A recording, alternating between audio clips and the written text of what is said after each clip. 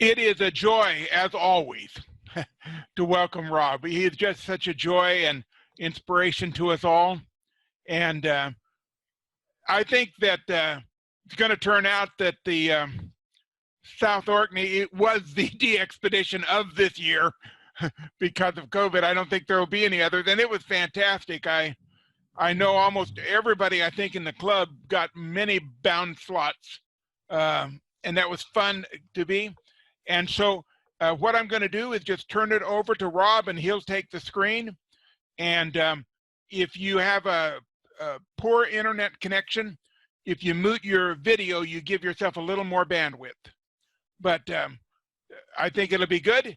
And then we'll pick up afterward. There we go. I got somebody else coming in. So Rob, we want to just thank you for being with us, and the floor is yours. Myself, there we go. Can you guys all see the screen? Yes, you're perfect. All right. So this is the team that went to South Orkney. This is one of our team photographs. And this expedition was done during the months of February and March of this year. And behind us is the Orwell Glacier. And without further ado, we'll get started here. Got to go back to my screen. So the Perseverance DX group was formed in 2012 after a ZL9 operation. That one was a very difficult expedition for the founders of the organization, at which point they decided that they were going to strike it on their own and basically form their own team. And this is, they called it the PDXG, Perseverance DX group. And basically, you know, I think they're aiming for anywhere from the top 30 to, you know, the top 8 or 9. I don't think these guys are aiming for the, you know, the 5s and the 4s of the DX ranking. So this is primarily close to the top, semi-rare to rare. They won the Expedition of the Year for Mellish Reef in 2014, at which point they were blown off, I think, after day 5 or day 6 with a storm that approached the island. But they still managed 65,000 Qs, or, I mean, they did a pretty impressive number there. They also activated Chesterfield Reef in 2015. And you all know that in 2018, I was a member of the Grouchy organization, as well as our latest South Orkney in 2020. Why did we go to South Orkney? At the time, it was ranked number 16th most wanted on the DXCC list. And the last expedition was the ORK team that won DXpedition of the Year in 2011. And the other very, very important factor for us was the Braveheart, which was our boat, runs about $10,000 a day to operate. And it takes them almost a month or so to traverse the Pacific to get to Chile. So we basically waited until they were in Chile before we boarded their ship. And so we did not have to pay for the trans-Pacific cost of getting the Braveheart to South America, the tip of South America. So that was really important. After Grouchy, we were looking for someplace cooler, but little did we know. Where are the South Orkneys? I'm going to move my mouse around here. Hopefully you guys can see it. This is the tip of South America, and South Orkneys are below this minus 60th parallel and considered Antarctica. The off to the right-hand side down below with the, these were our GPS in-reach satellite tracking data points. We left Punta Arenas, located right here, and it took us about a day to cross the landmass of Chile out into the Atlantic Ocean. So it took us a day to get through this, and then basically we made a beeline to South Orkney down here at the bottom of the screen. Hopefully you guys can see my mouse. Mm-hmm. And this is sort of what the gray line looked like for us. We are right here with the little red dot in the antenna. That's South Orkney. This is South America. Europe is over here to the northeast, and the northwest is the US and South America. What was interesting about this gray line is as soon as we sort of go into darkness, we've got a good chunk of Europe already in darkness and Africa. And within about 3 hours, as the dark area, nighttime, moves towards the west coast, we again pop back out of gray line. So basically for the 160 effort for the west coast of the United States, the Pacific Northwest coast, we had about 15 minutes to get as many 160 contacts from the west coast as we possibly could before we went into daylight. So it did not give us a lot of time to work the US. And this was one of the tricky things for you guys. And for you guys that got us on the low bands, you did amazingly well. South Orkney geography. The biggest island in the South Orkneys is Coronation Island. And it is essentially, if you can say an island is owned, the Argentinians have, I don't have quite all the words, but custody or ownership or management rights to Coronation Island. And the UK has essentially the rights to Signy Island, which is this smaller island down below. And that is where we operated from.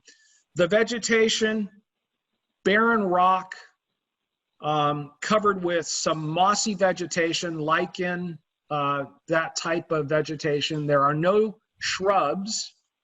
So it's basically, it reminded me of the Sahara Desert, but cold. It was barren. It's, you know, like when you think of the movies of the Arctic explorers and all that stuff where the wind is howling and the snow is blowing, that is my memories of South Orkney. What I wanted to show you here, the climate in February, here it's basically 10 days out of the, the 28 days of days. That's basically, it's snowing for 10 days or raining for 14. We basically saw very, very few days of sunshine. Most of the days are rain or snow. And in March, when we were operating, almost the entire month is either raining or snowing. And notice the maximum wind speeds, which we experienced 64 miles an hour to 71 miles an hour in March. And so there were times where the wind's howling, you're thinking, you're sleeping in this tent that probably weighs 3,000 pounds with the flooring, and it felt like we were going to get blown over. It was quite impressive. Oh, and the one thing I didn't point out was the temperature. We were experiencing, the min temperatures here, it said 32, we got down into the 25s, the mid 20s for most of the time. I don't think we experienced temperatures just above freezing, 33 degrees at most. It was cold. And our tents, our sleeping tents, for example, were unheated, to give you an idea. Plus the wind chill factor, it was cold. This is sort of the history of Signy is whaling. These are remnants of harpoons that we saw on the island. In the British naval base, they had some of these old harpoons. This is the pumping engine, is still there. And what its purpose was, at the very top on this picture on the right-hand side, at the top of this knoll is a freshwater lake. And during the whaling days, they used to pump water, fresh water, from the lake down this pipe, which is still in existence, to a tender that was in Borg Bay. Load the tender up with fresh water and basically sail it across to the whaling station, where they would use it for, their own consumption, as well as cleaning up of the whale meat and their whaling operation. This is where we were located. So this area here where the Braveheart, our ship, harbored, was in here in Borg Bay, which is this bay that I'm sort of circling. Waterpipe Beach is right here, and that's where we landed. And we basically had to hike up this hill and bring our equipment into this sheltered area. So there's a knoll to the northeast. There is a big knoll to the, I'd say maybe the east, northeast possibly, and one to the south. And so we were sort of in the valley, sheltered from the wind. And we were surrounded by hills, and the knolls provided a great location for our antennas. The over here off of the I'm trying to figure out where the the Signy base is down here where it says Signy UK. That's where the old whaling station used to be, and it's called Factory Cove. And so the UK base was there, and we got to visit it. We got our passport stamped, and it's manned for part of the year. During the winter months, they abandon the station because it's just pretty brutal and fairly expensive to operate. And over here is the photograph down here of Orwell Glacier that you saw in the our expedition pictures. This is it right here. This is the Signy Research Station. This is built where the old whaling station used to be. You can see the old boiler from the whaling days, as well as the slipway where they used to bring the ships up and repair them. And then they basically built their research. So it's Arctic research. They do research on seals and all of the, sort of the climate change. They're basically counting animals, looking at vegetation, scientific research, and there's usually a crew of about 8 of them there. This is the team. I forget how many countries were represented, but a substantial amount. I think there was 8 of us. And this gentleman over here with the sort of yellowish coat was our lead, Dave, K3EL. This is Les to my, I guess to my left, but this is Les and Gene, who are the organizers of this expedition.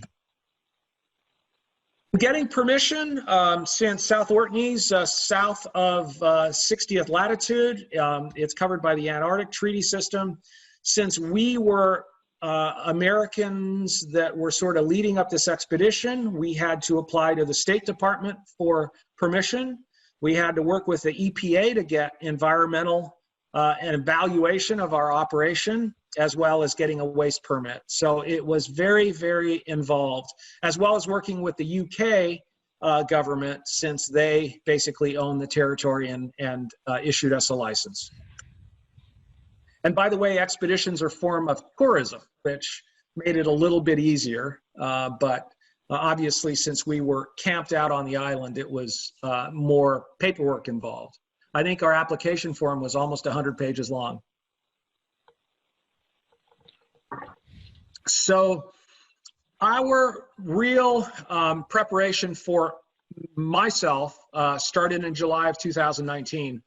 We went down to see Steve, W1SRD, and spent 4 days basically building out our tents, figuring out how we were going to do the flooring. We built these sort of little metal brackets that we would nail or screw into plywood flooring where the tent would sit on top. So the metal kept our tent flooring off the ground, and out of the rocks and all that stuff. So we basically had a platform 3 or 4 inches above ground. And this is the tent. It was a weatherport tent, cold weather. It has insulation on the inside, but we decided for some silly reason that we would only insulate the operating tent. And we didn't insulate the sleeping tent, which in my mind was a big mistake, because I can tell you there were some individuals that never took their clothes off for the entire duration of the trip. It was that cold. They would go to sleep in their 0-rated sleeping bag with everything on, and they were still cold. I personally lost 15 pounds on this trip, and it wasn't from my diet. We ate very well, but it was just the cold weather. Here, we built the tents. We had to disinfect them because when we go down to Chile, they didn't want any sort of infestations of any kind going into Antarctica. Here's some more equipment prep in October of 2019. We basically built out the computer systems, the networking, making sure all the computers talk to each other. Here, Walt is putting together these high-pass filters. They were 1,500-watt bandpass filters that basically would help reduce harmonics. So what was different about this expedition was that we were all in one camp, but yet we wanted to operate 2 or 3 stations on the same band. We wanted to be on CW and SSB and potentially FT8 on the same band, but yet we were co-located. And that made it very difficult. So we basically used these high-powered bandpass filters to help reduce the harmonics. We also used a combination of horizontally polarized Yagis and verticals to achieve that goal. And basically our gear was shipped from California by freight to Punta Arenas. And once it arrived in Punta Arenas, here on February 14th, this photograph to the right, our gear, about 3 tons of it, was loaded onto the Braveheart. We had the team met for a team dinner on, I believe it was a Thursday night. And this is the team, all decked out in our VP8 PJ shirts. The one funny thing that our fearless leader Dave mentioned, he says, looking at his little round belly, by the time we got off the island, it was flat, just due to all the hard work that it took.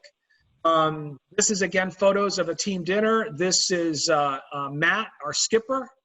This is Nigel next to him that owns the Braveheart and the company, the CEO of the company. And the rest of the team having a team dinner. And the following day, we sort of met doing pre-planning, who's going to fill generators, how's this, how's the entire operation going to work? So we met for about 4 hours going through all of the logistics of the operation. This is some of the sightseeing we did. This is sort of their boardwalk. Chile is extremely, an advanced and fairly wealthy country. They've done fairly well. This is sort of their boardwalk, if you wish, and it goes for miles and miles and miles. And this is some of the scenic places we visited. This is Arliss, our doctor. He's rubbing the foot of Magellan, which means will bring you good luck for your voyage and safe return. And so everybody, that's why the Magellan's foot is rather polished with all the hands that have stroked it. This I thought was fascinating. Here on the right-hand side is some of the electrical and telephone work and internet services in Punta Arenas. Now, I don't know how they service this, but it was sort of very fascinating to me, and I thought I'd give you guys a close-up. The entire city is wired this way. So one earthquake, I think it would take quite a number of days to get things operational again. I've never seen this sort of electrical work anywhere. One thing I can say about Chile is the food was fantastic. This drink over here was pisco sour, and I can tell you I'd be happy to become an alcoholic drinking this drink. It was super delicious. Only $4 and just an incredible drink. In fact, I came home and I basically tried to concoct the recipe to remake this. Not quite there, but it was delicious. Look at the seafood. This is a crab salad, and it was on the order of $3 to $4. So meals at a hotel, the finest bottles of wine were $15. So you could live a pretty good life in Chile. On the flip side, there were lots and lots of riding. The country is a little bit in chaos. It really has to do with the, the very few of the population has the bulk of the money, and the poor and the middle class are pretty much non-existent. So the riot started with a 5-cent increase in subway fares, and the entire country exploded. It was the straw that broke the camel's back. And the entire, I'm sorry, I heard, Tom, if you could mute your mic, please. Thank you. And anyway, so the country had, there was rioting every day, tear gas, and the work. Hang on here. All right. Here's a short video of the Braveheart in at the bay. Kind of gives you an idea of how windy it was. Can you guys hear that? Yes, we can hear it.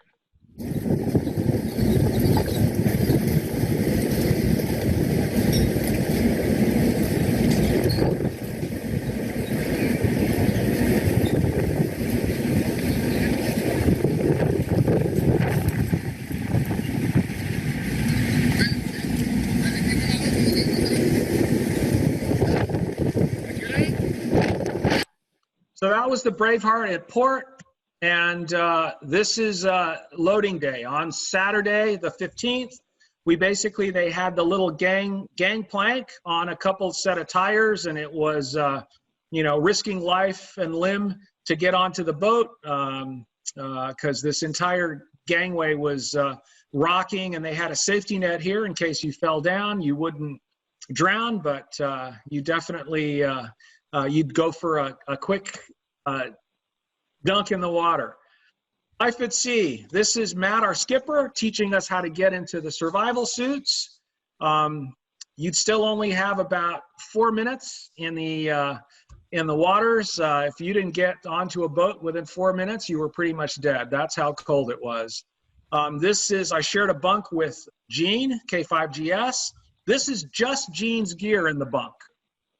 And my gear is still outside. To tell you about these very, very tight quarters. I think my bed between, I had the upper bunk, Gene had the bottom bunk. This is probably 3.5 feet at most. So this was a very, very tight space in terms of sleeping. And we basically just sardines in this cabin. It was a very, very tight fit. And by the way, it was a 6-day journey from Punta Arenas to South Orkney. And I honestly will tell you that being with the bunks at the lower part of the ship, it rocked the least. So for a lot of us who are seasick, this was the best place to be. And the galley and the mess hall were on the deck above, and that rocked quite a bit. So basically, life on this ship for 6 days was breakfast, lunch, and dinner. You would go up to have your meal, and you'd maybe spent an hour at most up in the galley and mess hall. Once you were done, you'd come down and spend the rest of the day in your bunk.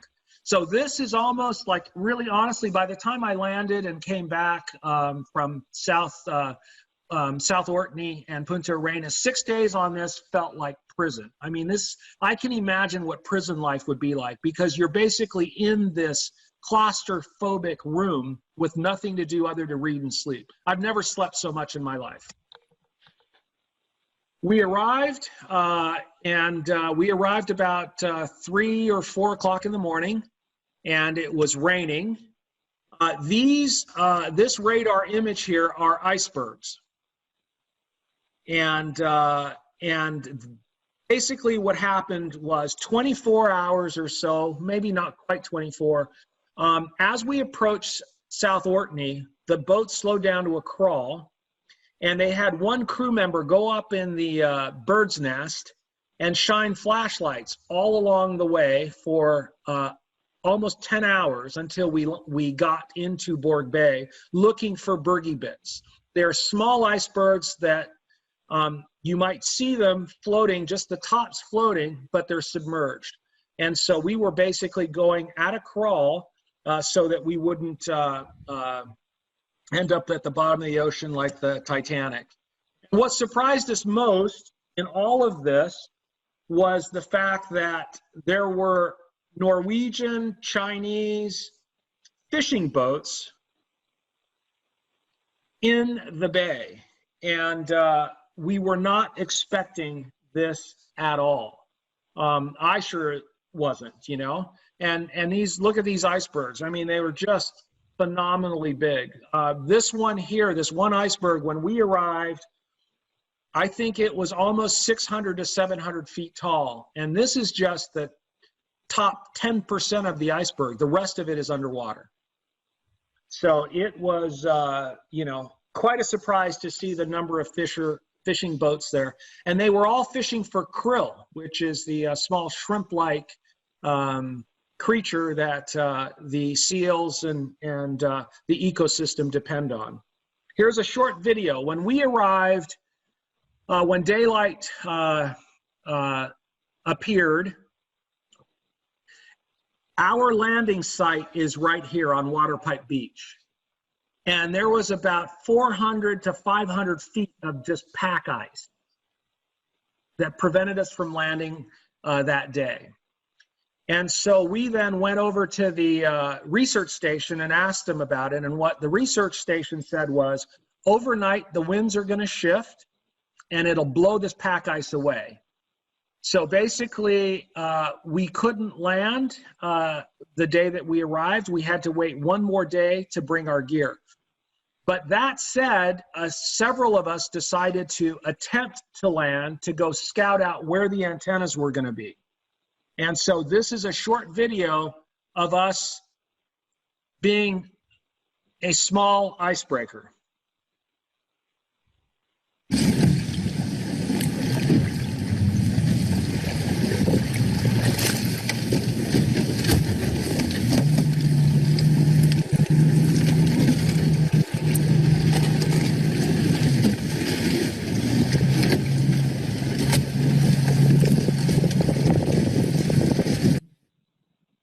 And so basically it took us about an hour, 40 minutes to an hour to plow our way through that ice. And this is what it looked like when we landed. So it's just an exploratory team to go figure out where we're putting antennas. Down here, there's some, you know, it's getting towards the end of summer. A bunch of walruses are just relaxing in the summer heat. What the research station told us was that had we arrived a week ago, there were about 700 of those walruses camped out on Waterpipe Beach. So it would have made our landing extremely difficult. And they cleared out several days before we arrived. This is what our future campsite would look like. Remember early on, I spoke about the knolls. So these knolls are where our antennas are going to be. And we were going to place our tents right here in this flat area. And that's Orwell Glacier in a distance. So the following day, the ice is sort of cleared, the wind has shifted, blown it overnight, and here's the crew bringing equipment and people. This was the original landing. When we landed originally for the first couple days, these cliffs here to the left, we had to climb up. So you can imagine some of the older members of the team having to hike up this crevasse. And so basically a lot of us younger ones went along with them and sort of helped hoist them up and over these slippery rocks. And this is sort of a view of the these cliffs here that we had to scamper up. Equipment was brought ashore. We had about 2 to 3 tons of gear. And we've had 4 or 5 guys in wait. I think 4 of our team members were in waders that would wade out into this cold water, get the equipment, bring it back to shore, and the rest of us would bring it up to land. This was the most challenging part of this entire operation. We had these wheelbarrows, 2 of them. We would load them with hundreds of pounds of gear, and we'd have to haul them up this hill and around to get to the campsite. So we had to go about 1,200 feet uphill. To give you an idea, look at these boulders. So this is Porky pulling, but there are about 3 or 4 people behind him pushing. And just to give you an idea of how rugged this terrain was. And we probably made 40 to 50 trips with these wheelbarrows just to supply the camp. And several of our team members were unable to help us because of age or health issues. So a lot of the younger crew were doing the bulk of the work. And this is what we had to scamper over when we landed initially. And the Braveheart crew then decided to build us some ladders and footing to safely get on top of these cliffs. But this is sort of what we had to, you know, get the 14 guys up and over this initially. Here we are building the campsite. This is going to be the operating tent. We've got the flooring down. We're hammering the frame for the tent. And here's the ribbing for the top of the tent. Oops, sorry. And this is a close-up view of the nails being driven into the tent frame, through the plywood, and down into the ground. And how we held all the plywood flooring together was with these little metal straps that basically we screwed the different plywood sheet sections together. This is what our sleeping tent looked like, 14 cots, as you can see, uninsulated. And one of the biggest problems with this setup was that when we were sleeping, the 7 of us or 8 of us on a shift were sleeping, condensation would form. So the guys on the top bunk were constantly getting rained on and getting wet.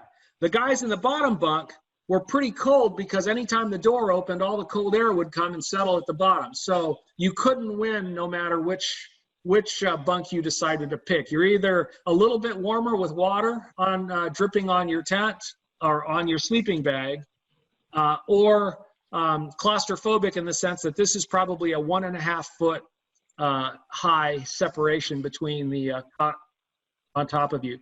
This is essentially what it looked like when we were all had our sleeping bags and you know, our clothing in there. We had some racks where we also were assigned pee bottles. That's what these things are. Therefore, they didn't want us leaving anything on the island. Everything, all of our human waste had to be taken offshore. And so basically, I'll show you how that was accomplished. This is the operating tent. Notice the operating tent has some insulation, 7 stations set up. We had a small kitchen with a toaster. We had hot water that we could make coffee. Ramen noodles was one of the staples. And in this case, there's some milk out here, so it looks like breakfast is going to be served or had been served. Remember I talked about the patch panel, the antennas, and all of the efforts we had to go through to minimize interference. So this is our antenna selection. You would pick what antennas you wanted. You'd have to then connect the right bandpass filter for the frequency that you wanted to operate on. It initially seemed very daunting, but within a day or two, you could figure out how to operate, what antenna you wanted, what direction it was pointing to, what band, and off you'd go. This was prefabricated by Walt's house prior to leaving. Because the camp was so far from water, verticals on the beach were not an option. Most of us love to have verticals on the beach. And so we couldn't have that. And again, I talked about wanting to operate 2 to 3 stations on the same band.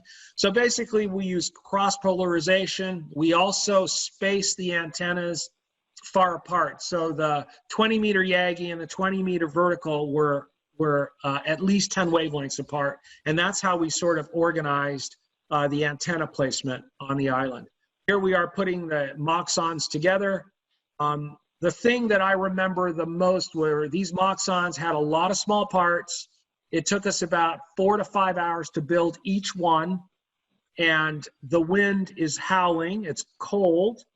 You have to take your gloves off to work with all of these small pieces. And for me, after 10 minutes, my fingers are numb. So every half an hour, I would go inside the operating tent to try and warm up.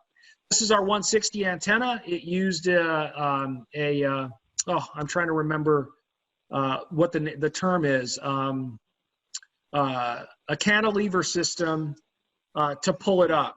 Falling derrick. Falling derrick, that's right. Thank you, John. Falling derrick design. And that was our 160 antenna, with a winch here that we would pull up.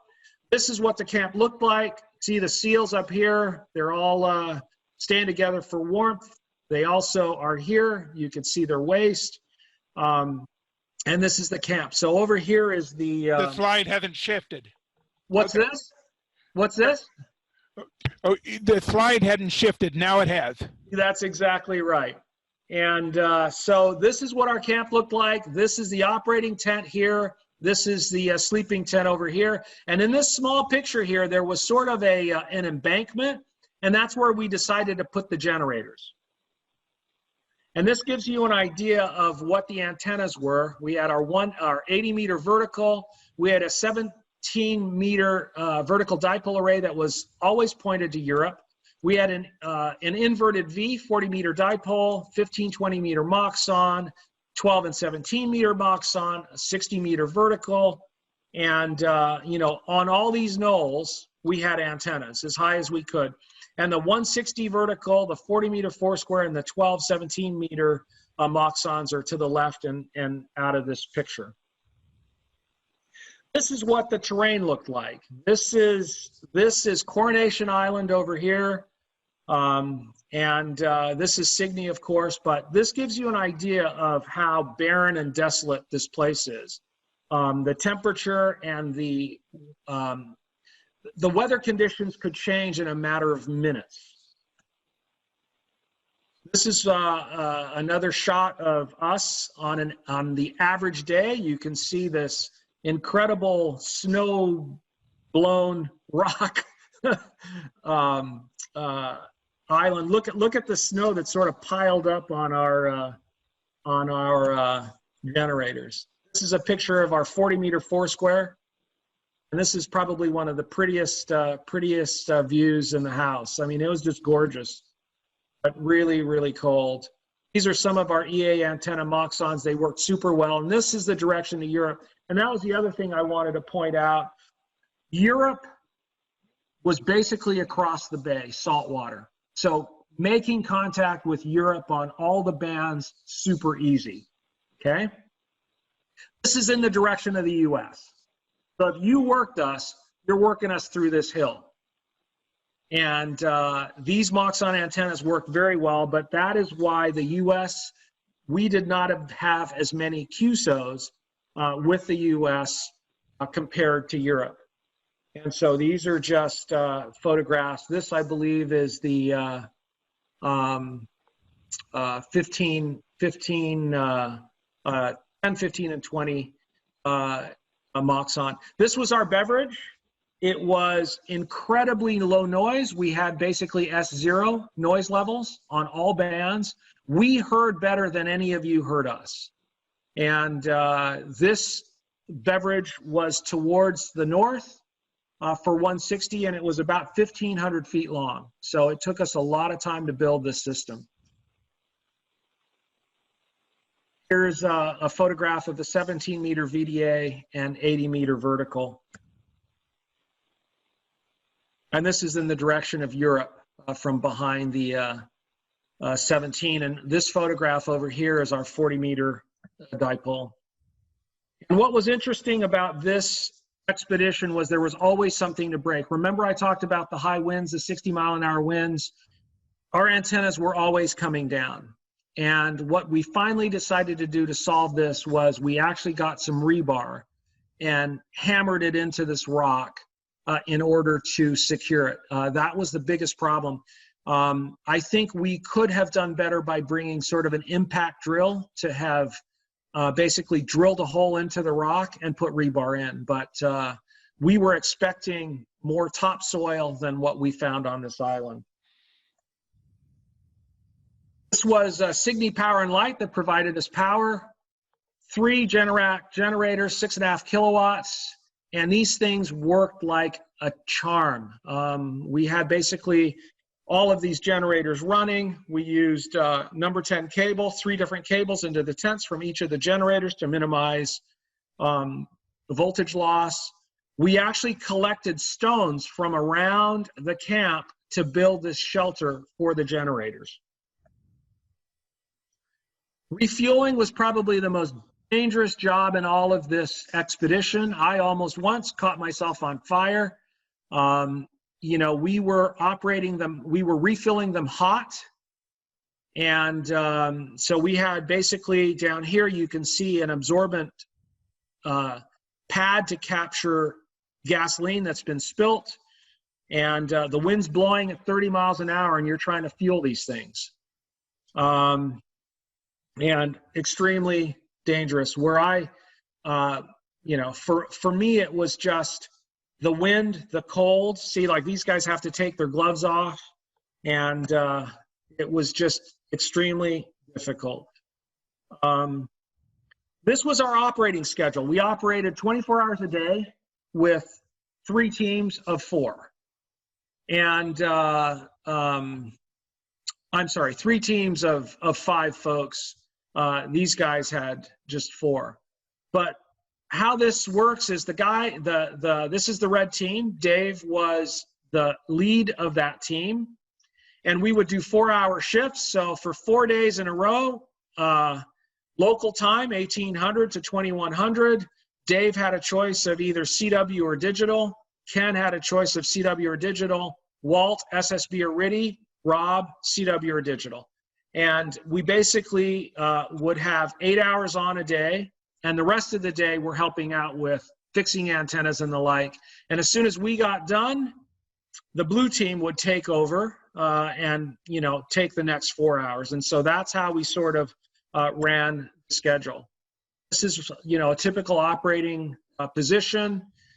Everyone wore these Radio Sport headphones, the best thing since sliced bread. If you guys want headphones that have the most amazing noise canceling abilities, get a Radio Sport. I find them very uncomfortable, but I would not go on an expedition without these things. They are godsend. This is a sort of a little whiteboard that we had posted where we could write each other notes about when shift changes were going to happen. If antennas were broken, we'd exchange notes. Here's a short video of Steve operating. America 6, America, QSL. 73 Victor Papa, Papa Japan, North America.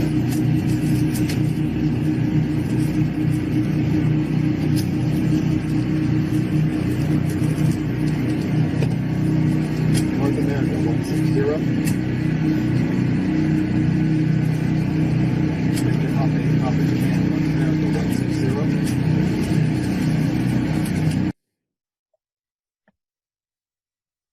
This is Arliss, our doctor, the most amazing individual you've ever met, salt of the earth, and he's from South Dakota.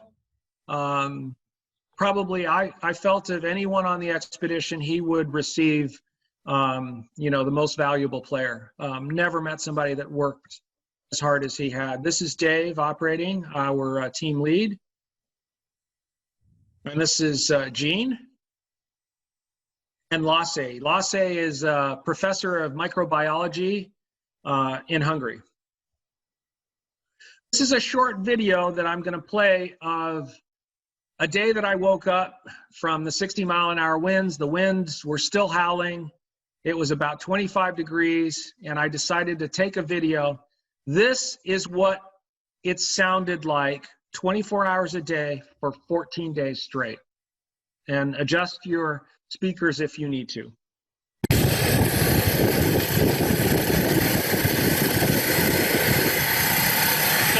Here's our generator. This is what we had to face this morning. Here's our toilet. Here's my good friend Lassie. Say hi, Lassie. Hi. This is what we had to suffer through. More food. This is the operating tent over here. We've got the 160 antenna in the back. We've got a couple 30 meter and 40 meter four squares up there. The wind's howling.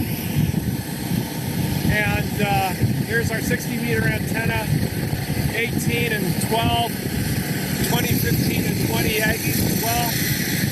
It's freaking cold. Over there is our inverted 40 meter antenna.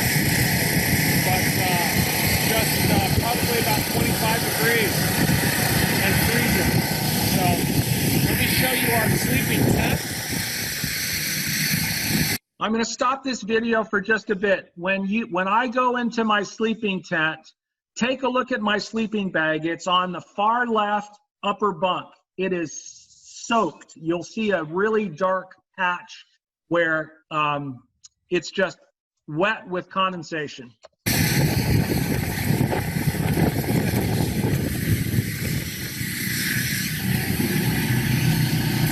is what it looks like. This is my bunk over here. Double bunks, as you can see.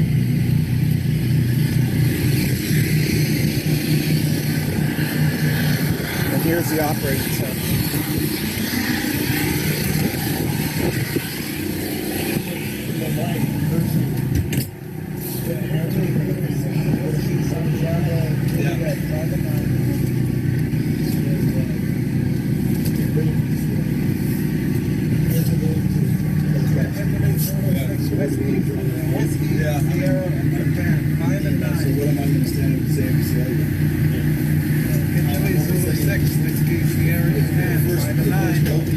It was really hard, and here are the reasons why. Got some FT8 operation here. Here's the master. The Master Blaster. Master Blaster, Steve, the SSB King.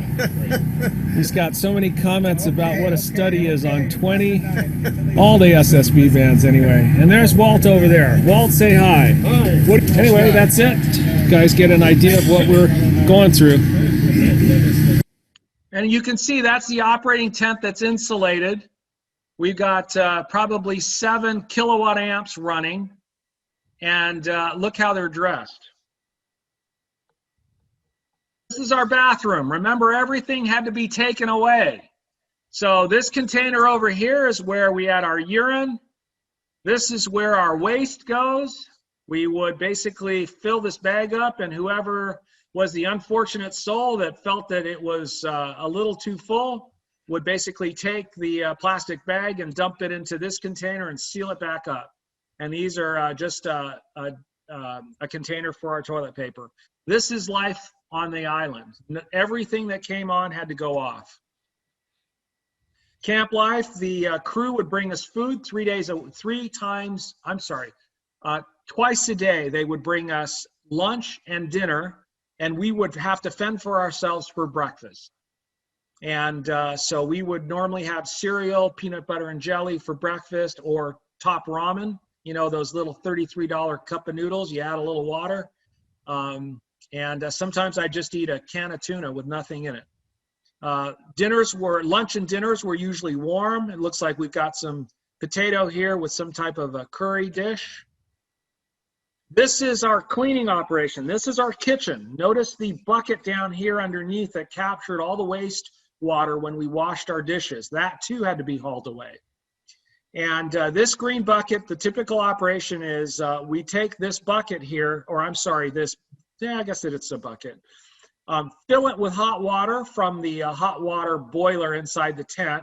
Bring it out here. We'd use a 5-gallon water jug, rinse off our dishes after dinner. All the wastewater would get collected here, and then we would dry them off and bring them into the kitchen. But this is what it was like most of the time. You know, when you're done, the water's frozen. And so imagine 25-degree weather, 27-degree weather, doing dishes for 14 people outside, blowing wind. And these are some of the scenery, you know, some of the scenery I'm going to show you of just this, I believe, is Coronation Island off to the back here. And this is one of the lakes. I don't remember the name, recall the name of the lake, but it was, you know, I think it was called Knob Lake. Very, very beautiful scenery. This is a photograph of the hills south of the camp. This is the Braveheart out in the bay. Lots of icebergs that would just come through, you know, during our 2-week stay. This is the picture of the QSL cards for the lucky few that worked us and ordered cards. This was one of the photographs on the QSL card. This is Orwell Glacier in the back. This is our 80-meter vertical and the VDA. And I wanted to show you a photograph of this. This is Moss Lake, and this peak over here I think is called Jane's Peak. And this is the same image 5 minutes later. Remember when I told you the weather would change? This is the same image 5 minutes later. The storms would come in a heartbeat, and so anytime we went out hiking, we had to take VHF radios with us if we got lost. Again, this is a picture of our camp. These are our tents right here from high up in the hills. And this is the view from Jane's Peak of Borg Bay and our camp. We had our Arctic fur seals were probably the most plentiful on the island. We had Gentoo penguins.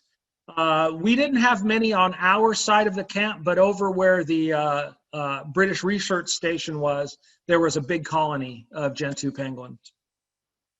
And these are the elephant seals up in the upper right. You can see this guy's been in battle. He's got a big chunk of flesh missing. These guys were loud and they were stinky. And this guy here is a leopard seal, and he would feast on the rest of the seals. He was mean, and he was there for the entire duration of our trip, and he camped out by himself, and he'd go after these guys. Wanted to show you pink seal poop. Why? Does anybody know why it's pink? The reason it's pink is they eat krill, shrimp, and that consists of their diet. And I also wanted to show you, look at these little parasites that come out of their stomachs. So you can't have me eating raw seal like they offer in Norway. Here's some of the panoramic shots that we had of Coronation Island. We had just some beautiful scenery, really, really pretty. Here's a sunrise from camp. Here's another photograph of sunrise. We had some really, really nice sunrises. For those of you are not familiar, there's a restaurant here called the Grouchy Chef. It's a one-man show. He is both the cook, the waiter, the waitress, and he basically wants photographs of shirts from his restaurant, and he posts them with a location of all of the places that his customers have been. So we are the only ones from South Orkney, Antarctica, to be posted in his restaurant. The shirts are pretty much a donation. His sister died of cancer, and all of this memorabilia gets donated to cancer research. So if you've never been there, it's his super 5-course meal, under $30. So if you've never been to the Grouchy Chef, and the reason it's called the Grouchy Chef is for a good reason. So make sure you check the rules and regulations before you decide to opt in for the experience. I just included a picture of some of the ice cubes that we had floating around. Give you an idea. I mean, it was really quite an incredible experience. And after 2 weeks at Signy, it was time to leave. This is Mike. Here's myself, Walt, and Arliss. And pretty much everybody was caught napping. The reason I included this photograph is there was a weather front that was going to come in the Thursday we were scheduled to leave. High winds, heavy rain, snow, and in between, on the Friday morning, the storm passed. There was a lull. We were scheduled to leave on Thursday. What this did was it bought us an extra day. So we operated through Thursday night till about 1 o'clock or 2 o'clock in the morning when we shut down, and basically packed up and departed, basically packed up here in the lull. And when the next storm came, we were on board the Braveheart overnight and had, for most of us, had our first shower in 2 weeks. And then we departed Saturday morning. So that was sort of, this weather front gave us an extra day of operating.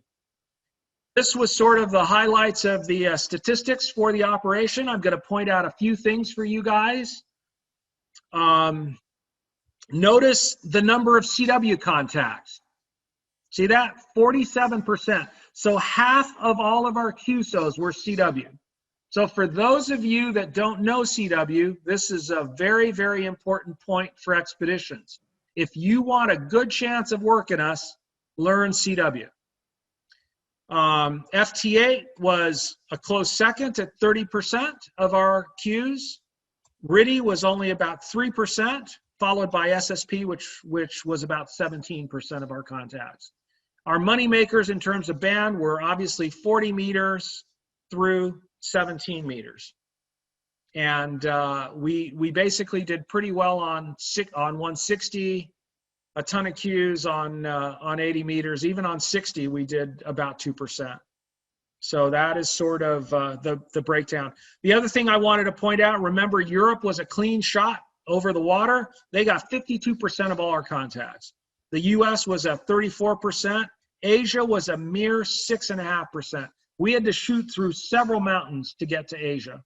So it was a very, very tough haul. And South America, I felt, did super well because they were located right next to us. They did about 4.5% of our contacts. Normally, South America is on the, for my expeditions, closer to 2% to 3%. But since we were so close to South America, they did super well. And less than 1% for Africa, and Oceania was another 0.7%. These are all our corporate sponsors. You know, the guys that pretty much made this happen. They gave us more than, you guys contributed about 20%, and they did the other 30. So these are all the clubs. And by the way, thank you for your contribution to our expedition. So I have to tell you a little story about this, Mel. I think this will impress you. Gene really didn't take a liking to do so many of these presentations to the club. And I told him in particular about your club and how I came out, several years ago. I don't remember what I presented. And you guys asked, well, we've got, a few dollars in the kitty. What do we contribute to? Or who do we contribute to, right? And we've built this relationship where we do these presentations. And I told Gene, I said, these guys contributed to South Orkney. And I was doing a presentation for you guys on VP8PJ. And he goes, oh, I think they donated. And so what that got Gene doing is now he's taken on presenting in Arizona where he lives to his clubs because he realizes it's a way of raising money. And he had not thought about that prior to me telling him this story. So anyway, thank you guys for the contribution. And these are all our other sponsors. Here's some of our partners. This is our crew, the Braveheart crew, amazing. And these are some of our pilots that helped us through all of this. And this is the QSL card for those of you that have been lucky to receive them. And that was pretty much it for me.